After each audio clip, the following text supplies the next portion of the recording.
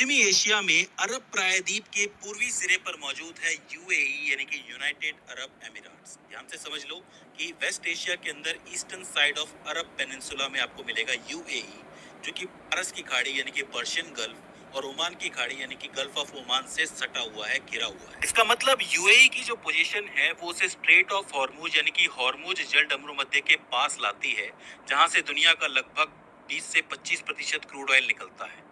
इस खास जगह पर होने की वजह से ही यूएई का काफी डेवलपमेंट भी हुआ है और इंटरनेशनल मार्केट में यूएई का रोल बहुत क्रुशियल है, महत्वपूर्ण है। मैं आपको बता दूं कि यूएई को 2 दिसंबर 1971 यानी कि 2 दिसंबर 1971 को फ्रीडम मिली थी, स्वतंत्रता मिली थी। इस डेट को आपको याद रखना है। अगर हम यानी कि नॉर्थ ईस्टर्न हेमिस्फीयर में पड़ता है, अक्षांश यानी कि लैटिट्यूड की बात करोगे तो 22.30 डिग्री नॉर्थ से लेके 26.10 डिग्री नॉर्थ तक जाता है, और देशांतर यानी कि लॉन्गिट्यूड जो है वो 51 डिग्री ईस्ट से लेके 56.25 डिग्री ईस्ट तक जाता है। इसका मतलब यहाँ से थोड़े से हिस्से से जो ट्रॉपिक ऑफ कैंसर है वो गुजर जाती है, तो ये चीज आपको याद रखनी है। क्षेत्रफल की बात करोगे तो इसका क्षेत्रफल लगभग 83,600 वर्ग किलोमीटर में फैला है, यानी कि भारत के कुछ एक राज्यों के ही बराबर है ये। हालांकि कतर के मुकाबले ये काफी ज्यादा बड़ा है, तो इसे आपको याद रखना है। एक बात आप याद रखना कि फारस की खाड़ी में बहुत से ऐसे छोटे छोटे द्वीप हैं जिस पर इसका विवाद चल रहा है सऊदी अरब के साथ। यही कारण है कि इसका कुल क्षेत्रफल थोड़ा सा अनिश्चित है, क्योंकि ये विवाद हल होने चाहिए, उसके बाद निश्चित क्षेत्रफल आप जान सकते हो। सीमाओं की बात करें तो इसकी जो भूमि सीमा है वो 3 देशों से लगती है। पूर्व और उत्तर पूर्व में ओमान से लगती है, लगभग 609 किलोमीटर लंबी। पश्चिम, दक्षिण और दक्षिण पूर्व में ये सऊदी अरब से लगता है, लगभग 457 किलोमीटर लंबा। उत्तर पश्चिम में ये कतर से लगता है, यानी कि 19 किलोमीटर लंबा। इस हिसाब से इसकी टोटल जमीनी सीमा लगभग 1066 किलोमीटर की हो जाती है। एक बात याद रखना कि यूएई का जो कतर के साथ बॉर्डर लगता है वो थोड़ा सा विवादित है, कंट्रोवर्शियल है, तो इस चीज को याद रखना जरूरी हो जाता है। बात करें इसकी तट रेखा के बारे में तो यूएई जो है वो फारस की खाड़ी के दक्षिणी तट के किनारे पर लगभग 650 किलोमीटर से अधिक तक फैला हुआ है।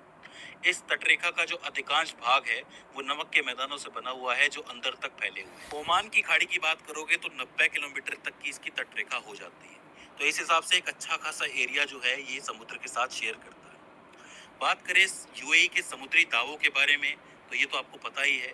सबसे पहले आता है प्रादेशिक समुद्र यानी कि टेरिटोरियल सी, जो कि आपके किनारों से 12 समुद्री मील यानी कि 22.2 किलोमीटर तक फैला होता है, 22.2 किलोमीटर। उसके बाद आता है कंटिग्यूअस सी यानी कि सन्निहित क्षेत्र जिसको आप कहते हो, ये लगभग 24 समुद्री मील यानी कि 44.4 किलोमीटर तक फैला होता है, 44.4 किलोमीटर तक। इसके बाद आर्थिक क्षेत्र आता है, इकोनॉमिक जोन जिसको आप कहते हो, वो लगभग 200 समुद्री मील तक फैला हुआ होता है, इसके बारे में मैं आपको बता चुका हूँ। और आखिर में आता है आपका महाद्वीपीय शेल्फ जिसको आप कहते हो। ये जो है द्वीप का ही विस्तार माना जाता है, मतलब जो जमीन समुद्र के नीचे होती है उसको देश की ही माना जाता है। इसको कॉन्टिनेंटल शेल्फ कहते हैं। बात करें यूएई के प्रमुख शहरों के बारे में जिसमें इसकी राजधानी भी आती है, तो मैं आपको बता दूं कि टोटल 7 प्रमुख शहर हैं, जिनको 7 प्रमुख अमीरात भी आप कह सकते हो, जिनसे मिलकर के ये बना है। सबसे पहले आता है आबू धाबी, जो कि यहाँ की राजधानी भी है। मैं आपको बता दूं कि आबू धाबी जो है वो लगभग 67,340 वर्ग किलोमीटर में फैला हुआ है, जो कि देश का लगभग 84% है। इसका मतलब यही सबसे बड़ा अमीरात है इन 7 अमीरातों के बीच में। ये जो है संघीय राजधानी के रूप में कार्य करता है और 200 द्वीपों के साथ 700 किलोमीटर लंबी तटरेखा का दावा करता है। अब इतनी बड़ी जमीन है तो जाहिर सी बात है जितने भी इंडस्ट्रीज लगेंगे, जो भी उद्योग लगेंगे, वो इसी के ऊपर लगेंगे, और इसी को यूएई की रीढ़ कहा जाता है, मतलब आर्थिक रीढ़ कहा जाता है। तो अच्छा खासा पैसा कमाता है आबू धाबी। दूसरे नंबर पे आता है दुबई। दुबई जो है उसके बारे में बताने की जरूरत नहीं है, पूरी दुनिया में बहुत ही ज्यादा फेमस है। लगभग 4,114 वर्ग किलोमीटर में फैला हुआ है। कुछ एक द्वीपों को छोड़ दो तो समझ लो कि 5% एरिया है पूरे यूएई का। इस चीज को आपको याद रखना है। दूसरा सबसे बड़ा अमीरात है ये। यूएई का सबसे अधिक आबादी वाला शहर इसे ही कहा जाता है, क्योंकि यहाँ पर पर्यटन बहुत ज्यादा होता है, व्यापार भी बहुत ज्यादा होता है। बुर्ज खलीफा जैसी बिल्डिंग आपको यहाँ मिल जाएगी, तो जाहिर सी बात है यहाँ पर पर्यटन बहुत ज्यादा ही होगा, लोग घूमने भी आते हैं। तो इस पर्यटन से काफी ज्यादा फायदा होता है यूएई। यूएई बड़ा स्मार्टली तरीके से दुबई का इस्तेमाल करता है। वो यहाँ पर बहुत से बंदरगाह बना रहा है, जिसको पोर्ट आप कहते हो, बने हुए हैं, हवाई अड्डे बने हुए हैं। तो जितना भी वैश्विक सामान आता जाता है वो यहीं से आता जाता है। अगर आपको इंडिया से पाकिस्तान कुछ भेजना हो या पाकिस्तान से इंडिया कुछ भेजना हो, तो होगा ये कि वो दुबई के माध्यम से ही होके आएगा। तो तो ऐसे में दुबई एक अच्छा खासा केंद्र बन जाता है जहाँ पर चीज़ें आती हैं और जहाँ से चीज़ें जाती हैं, और इसका फ़ायदा यूएई को अच्छा खासा मिलता भी है। तो दुबई अपने आप में वित्तीय केंद्र हो जाता है, फाइनेंशियल सेंटर हो जाता है, तो इस चीज़ को आपको याद रखना है।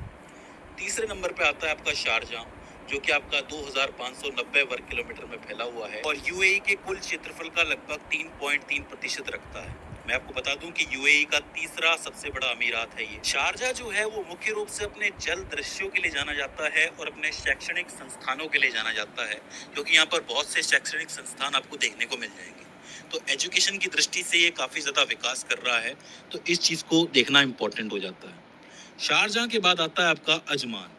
अजमान जो है वो 7 अमीरातों में से सबसे छोटा माना जाता है, जिसका क्षेत्रफल लगभग 259 वर्ग किलोमीटर है, काफी छोटा है। इस जगह पर आपको बहुत से रेतीले समुद्र तट देखने को मिलेंगे और साथ ही बहुत से पर्वत देखने को मिलेंगे। मेनली जो हजर पर्वत है और हजर पर्वत श्रृंखला, अभी मैं आपको बताऊंगा, तो उससे प्रभावित है ये, उसने इसको प्रभावित किया हुआ है, परिभाषित किया हुआ है। तो ये एरिया जो है वो थोड़ा सा रेतीला हो जाता है और थोड़ा सा पहाड़ी भी हो जाता है, तो ये भी देखने लायक है। इसके बाद आता है आपका अल कुवैन। ये जो है यूएई का दूसरा छोटा और कम आबादी वाला अमीरात है। इसका क्षेत्रफल लगभग 720 वर्ग किलोमीटर के अंदर फैला हुआ है और पूरे यूएई का ये लगभग 1% के बराबर है। इसके बाद आता है रास अल खेमा, जिसको RAK भी कहा जाता है। 1684 वर्ग किलोमीटर में फैला हुआ है और पूरे यूएई का लगभग 3.16% है ये जो है चौथा बड़ा अमीरात है और ऐतिहासिक रूप से अपने समृद्ध बंदरगाह और उत्कृष्ट मोतियों के लिए बहुत ज्यादा प्रसिद्ध है। इसीलिए RAK की अपनी ही एक इम्पोर्टेंस है वहाँ पर, तो ये चीज देखने वाली है। और इसके बाद आखिरी अमीरात आता है फुजेरा। इसका नाम आपने सुना होगा। विशिष्ट रूप से ये आपके यूएई के पूर्वी तट में आपको देखने को मिलेगा, ओमान की खाड़ी के किनारे। फुजेरा में ही एक इम्पोर्टेंट शहर है जिसका नाम है दिब्बा शहर, तो इस चीज को आपको याद रखना है। इसका जो कुल भूभाग है वो लगभग 1450 वर्ग किलोमीटर के अंदर फैला हुआ है और जो आपका हॉर्मुज जलडमरू मध्य है उसकी स्थिति इसके काफी करीब हो जाती है, तो ये इम्पोर्टेंट हो जाता है फुजेरा। तो इस चीज को आपको याद रखना है व्यापार और ऊर्जा के लिए।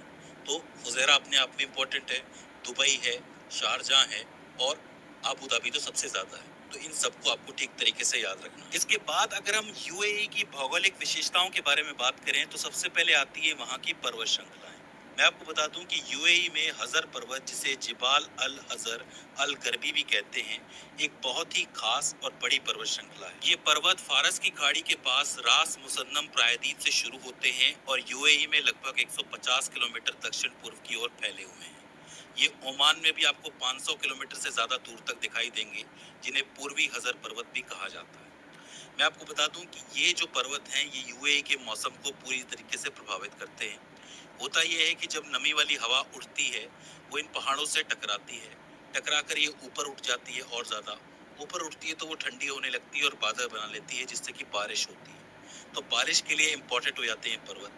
साथ ही जो तेज हवा यहाँ पर चलती है यूएई के अंदर, वो जो है इन पहाड़ों से आके टकराती है, जिसकी वजह से उसकी दिशा बदल जाती है। तो इसका मतलब बारिश और हवाओं के लिए ये पर्वत बहुत जरूरी हो जाते हैं। अगर चोटियों की बात की जाए तो जेबेल जैस जो है यूएई का सबसे ऊंचा पर्वत है, जो कि रास अल खुमा के अंदर मौजूद है, लगभग 1892 मीटर ऊंचा है।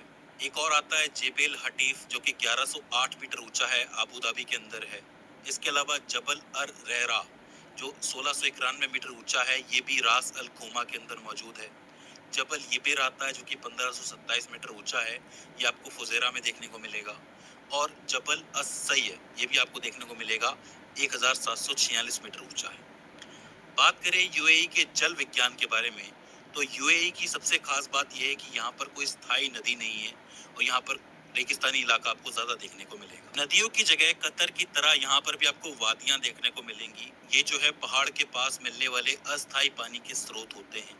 इनमें हमेशा पानी नहीं बहता है, लेकिन जब भी बारिश होती है तो ये वादियां जो है पानी से भर जाती हैं और यहाँ पर छोटे छोटे तालाब और नदियां बन जाती हैं। ये जो वादियां हैं जानवरों और पौधों के लिए बहुत जरूरी मानी जाती हैं। कुछ एक इम्पोर्टेंट वादियों के नाम है जिनको आप याद रख सकते हो। एक तो है वादी अल बुराहा, जो कि यूएई के पूर्वी हिस्से में देखने को मिलेंगी।